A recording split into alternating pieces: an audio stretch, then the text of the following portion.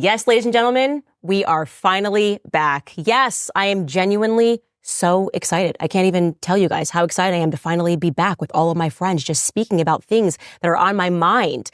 Genuinely, we have so much to catch up on. So much has taken place. What did I miss? The Daily Wire has parted ways or fired Candace Owens. The Daily Wire severs ties with Candace Owens. Candace Owens is fired. Was she fired or did she leave of her own volition? Jeremy, the God King of the Daily Wire, announced that the Daily Wire and Candace Owens have parted ways. Daily Wire and Candace Owens have ended their relationship. Got to ask you about the recent departure of Candace Owens. Justifying why he fired Candace. Like, look what's going on with Candace Owens and Ben Shapiro. I want to know what she was fired for. Dang.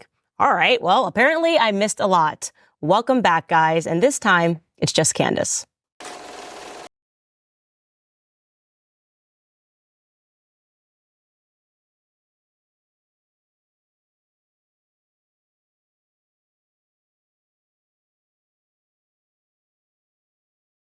We have to address the elephant in the room. It would be so inauthentic. It would be so not Candace if we did not address the elephant in the room. And there's really just no way that we can pick up where we just left off. You know what I mean? We can't avoid it. The answer is yes. President Joe Biden did, in fact, poop his pants in France the other day. Everyone knows he pooped his pants. You know he pooped his pants. I know he pooped his pants. But especially us moms to toddlers, we know what went down. It was an unmistakable, undeniable squat. And I think the most telling part was Joe Biden's face. Jill Biden looked over at her toddler, and she just looked like a disappointed mommy. She gave you have got to be kidding me. Here, now, didn't I tell you to go to the bathroom before we got into the car? But that, of course, is not the only elephant in the room. I kid. There is a much bigger one, and we will address that too. You know, for me, my podcast, I describe it as just talking to my friends on the phone. That's what it feels like. I don't even feel that the entire world is listening. I kind of am just like, hey, oh my gosh, did you see this? This is crazy. Oh, I just read this crazy book. Oh my gosh, what does this mean about our government? It's corrupt. It's like talking to my family on the phone. And then we kind of sort of find out that the entire world is listening when all of these hit pieces are being written about me. And I'm like, oh, we're basically being spied on. Why is somebody listening to our private conversations? So, yeah, when I found out really kind of sort of definitely with the rest of the world that my show had been rather unceremoniously canceled, it was upsetting. It sort of felt like you're talking on those old school cord phones late into the night and like your parents are sleeping and then you think they're sleeping. And then suddenly your mom picks up and she's like, yeah, this conversation is ending right now and you're grounded for 2 weeks. It's over. Deeply, deeply upsetting. And I think also, something that was strange is that when most people leave their jobs, they just sort of leave their jobs. It doesn't really become this global news story where everybody feels like they have to comment. Yeah, a worldwide Twitter trend for an entire week. Crazy. And I want to say this. I genuinely, my entire life, I believe that you should always aim to split amicably, whether that's in a relationship, whether you're in the midst of a divorce, which I hope never happens, or whether it's just leaving a job. I mean, why else would we put years in anywhere if you did not want that relationship to end amicably? That should always be the aim. I want you to know that wherever you are going, don't put in years somewhere and then have it be a messy split. And quite frankly, I also think it's the right thing professionally not to speak about why you are splitting or what's happened. But I was shocked, very shocked, and I'm sure you were shocked as well, when no sooner was the split announced than Andrew Klavan just was like, hey, it's me. I pick myself. I'm going to be her crazy ex-boyfriend. It was like a bizarre tour he went on. He felt like it was his duty, or maybe somebody knighted him and said, you know what, Andrew Klavan, this is your duty to go around and to just smear Candace Owens. Say whatever it is that you want about her. And there's a piece of this that everybody's missing, and I do want to talk about that. I think Lauren Chen really summed it up, or at least pointed to it on Twitter. She sort of said, you know, what's really missing in all of these conversations with Andrew Klavan is, are you guys recognizing that he's basically saying she was really nice to him? That there was nothing that she did from a personality perspective. Yeah, that is kind of the big part that I think a lot of people are missing. Lauren Chen is correct. I was nothing but kind and nice and warm to Andrew Klavan for years. I had what I would describe as a very good working relationship with him, as I do with everybody. It's important to me to always represent myself professionally, also to always be nice and check in on people's lives. And just a few weeks before this, Andrew Klavan was sitting across from me on backstage, asking about my kids, asking us how I was doing, talking to him about the fact that I had had a surgery. I had been walking around in a boot just a little prior to that because I had a surgery back in December. And I think that that is just, I don't know, I don't even want to say it's strange, more than strange. I think it's dishonorable. You know, a lot of people go, oh, why do all of these young men follow Tristan and Andrew Tate? Why don't they follow people like, I don't know, Andrew Klavan?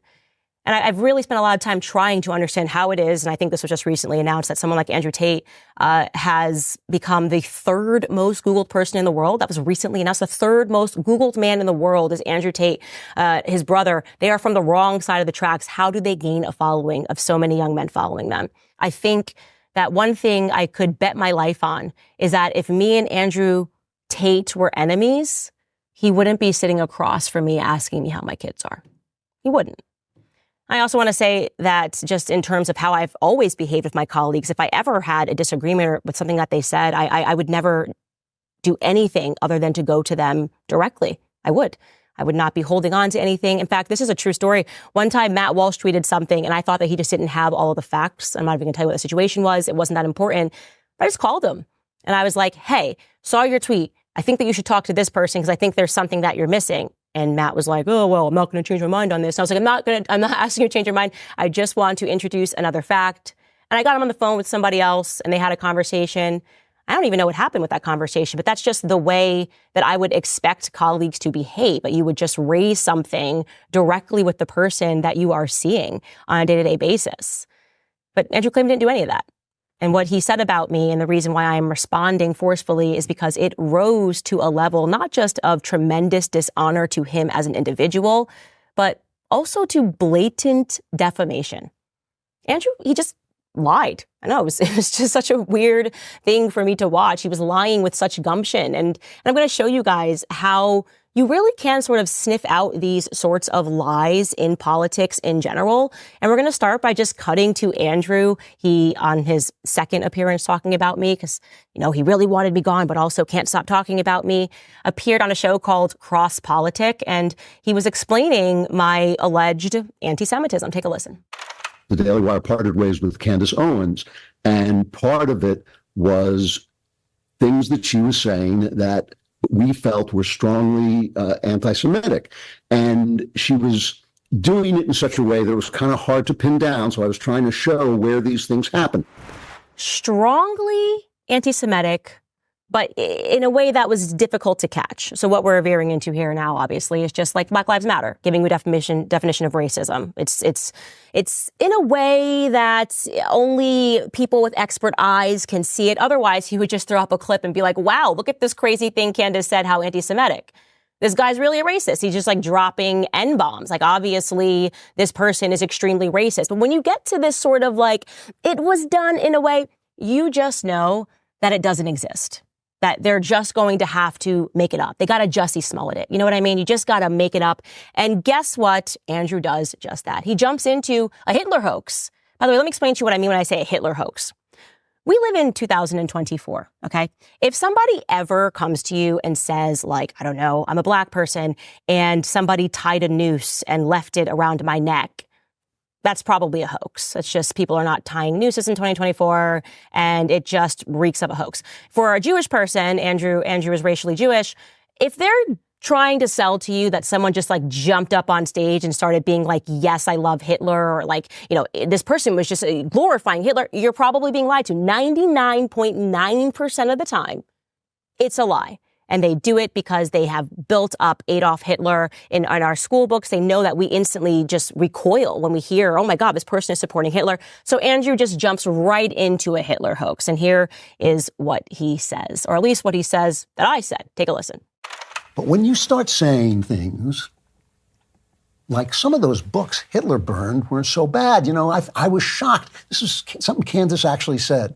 I was surprised to learn that the books Hitler was burning, or the Nazis were burning, they weren't They weren't good books. They were bad books. They were socialist books. Andrew, my friend, Andrew, my former colleague, I just don't know how you can do that. Am I broken? Like, I don't have the ability to lie like that.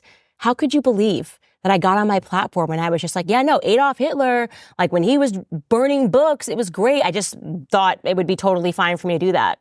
Of course, that's not what happened at all. Actually, I wasn't even talking about Adolf Hitler. It was an episode that I was doing on psychology, and I was talking about how a lot of the people that have brought forth modern ideas of psychology were perverts. And I listed 3 Christians among those psychologists. And the psychologist he is referring to is Magnus Hirschfeld. He happens to be Jewish, but that wasn't important to me. I was just talking about psychology. It was no more important than the Christians that I had mentioned on that episode. Didn't need to mention that they were Christian, just the fact that they were perverts.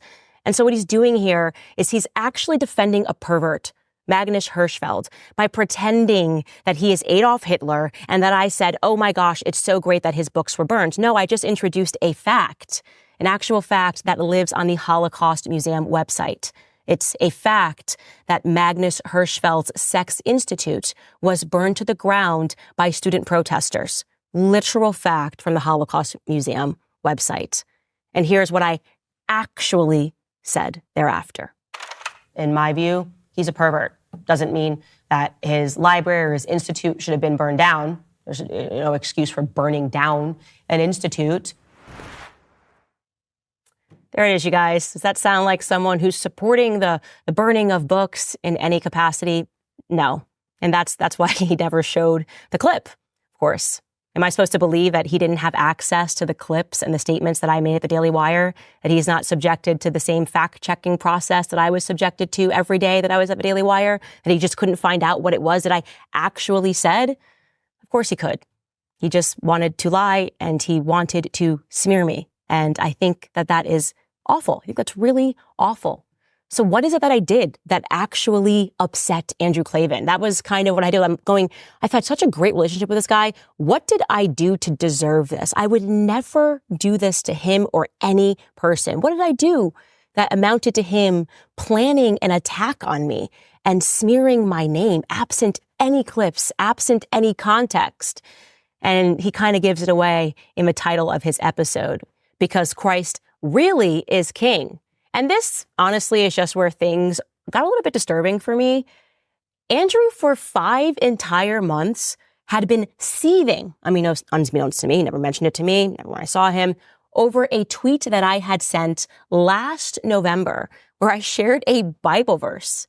And I ended the Bible verse, here it is, take a look at it, by saying Christ is king.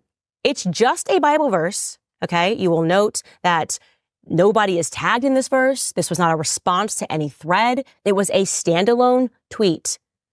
But remember, Andrew is lying his face off, right? So he says, okay, this is the tweet that upset me. Now I'm just going to pretend that this tweet was delivered in a different way. And here is how he lies again. The truth that hid wickedness, that I thought was the most wicked truth to use, was the truth that Christ is king. You know, when you spit that phrase at Ben Shapiro, she used Christ as king in an argument with Ben Shapiro where it obviously carried this weight. And so that's why I was addressing it. So there you have it. No, of course, I did not spit that phrase at a Jew. I just tweeted it all by itself. I did not use that phrase in an argument with a Jew. I just used that phrase at the end of a Bible verse because that's an appropriate time to use that phrase when I was calling for peace after actually somebody insulted me and called me faux sophisticated. And it was meant as nothing more than I'm calling for peace. That's it. Christ is king of my heart. I don't need this drama because, if you remember, I was 38 weeks pregnant. And so obviously the world responded because I guess Andrew thought it was such a brilliant idea to launch this attack on Christian doctrine during Easter week. And people didn't like it. They didn't like it. And I just want to say I am so grateful to all of you who defended me and said how wrong this was, what was happening, how it's just you just don't treat a colleague like this, and called out the sinister nature of what it was that he was doing. And he kept it up, trying to justify it, doing interview after interview after people essentially revolted and said, how can you do this thing? By then veering into what I would call Hitler dog logic. They're like, what are you talking about? She said Christ is, what is wrong with her saying Christ is king? And he has an explanation. It's Hitler dog logic. Take a listen. And there is a substantial coterie of people, anti-Semites, people who hate